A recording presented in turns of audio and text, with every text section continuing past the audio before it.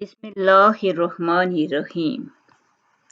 حضرت لقمان نے اپنے بیٹے سے فرمایا، اے بیٹے، دنیا میں اتنا رکھ جو تیری بقا کے لیے کافی ہو، اپنی زائد آمدنی آخرت کے لیے خرچ کر دے۔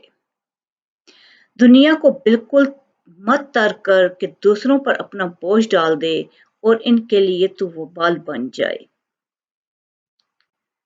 حضرت لقمان نے اپنے بیٹے کو یہ نصیحت بھی فرمائی، اے بیٹے، زیادہ ہنسا نہ کر، بلا ضرورت یہاں وہاں نہ پھرا کر، جس چیز سے تجھے کوئی فائدہ نہیں ہونا، اس کے بارے میں دریافت مت کر۔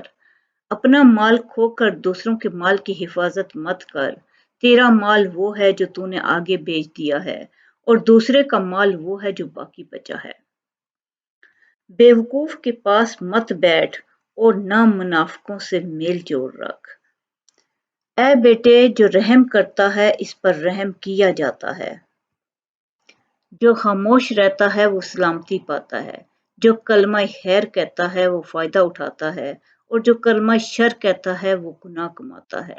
جو شخص اپنی زبان پر قابو نہیں رکھتا وہ ہمیشہ نادم ہوتا ہے۔